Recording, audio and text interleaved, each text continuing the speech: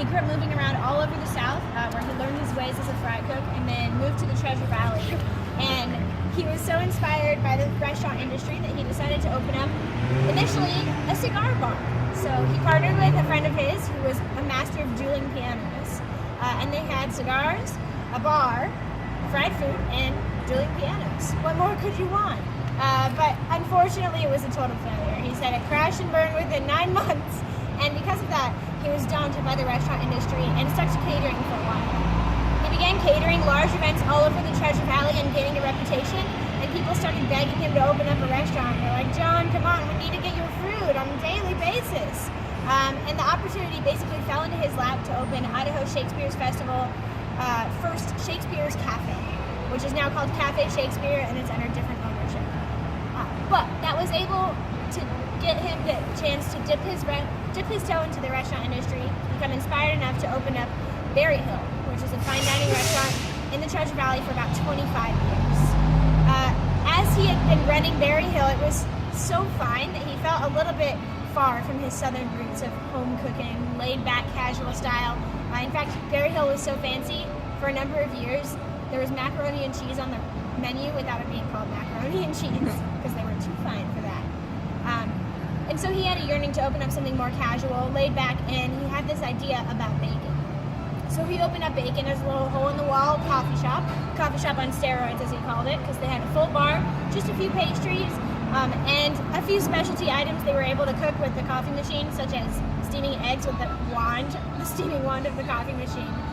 So they got very creative, but quickly realized they wanted to expand to have a larger kitchen. So for 2 years, this was bacon by day, Berry Hill by night.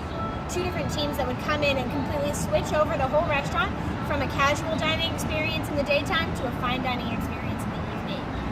Little did the public know it was a competition. It was a taste test.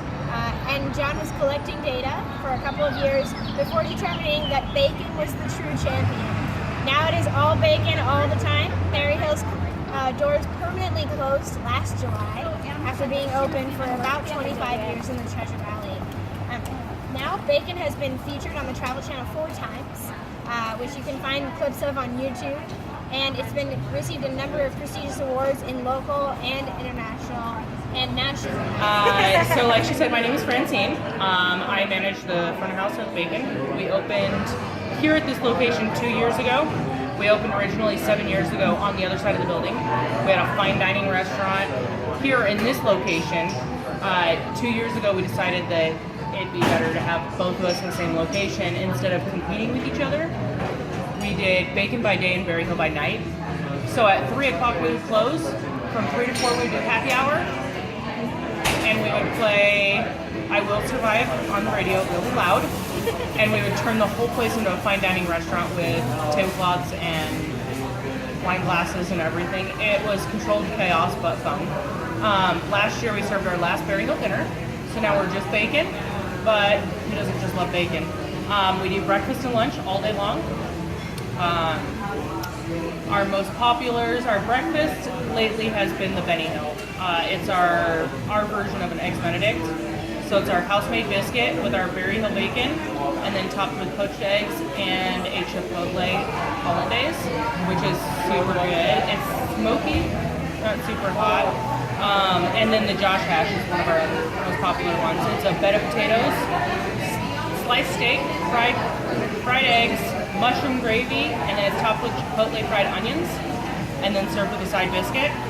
At lunch, our most popular ones are our mac and cheese. It was voted best in the U.S. by Food and Wine magazine. That is actually what we have for you today. Is our mac. It has mushrooms, tomatoes, and bacon. That one, and then our other one is the bacon lasagna. It was featured in Food Paradise, or on Food Paradise. That one I really like. I like our first bacon. It's going to be a little bit sweet, a little bit spice. That's our signature bacon. It's the Berry Hill bacon. It's also the bacon that's on top of the Bloody Marys. It's the bacon that started it all 22 years ago in ex-girlfriend's basement or something like that. We go through 8.5 tons of that bacon every year. And then from there, we have 4 different bacons that we keep in rotation throughout the year. Right now, currently, we have our spicy hot bacon, our maple rosemary bacon, a candied bacon, and then my favorite, the Kurabuta bacon. The Kurabuta bacon is the only one that we have that's from a different pig. It's from a black Berkshire pig. It's a British originated pig. It's basically the Kobe of pigs. It's super fatty, so when you get your bacon, if you came in and ordered it, it would be a lot smaller than the rest of the bacons because it's so fatty, it shrinks up. But it like melts in your mouth.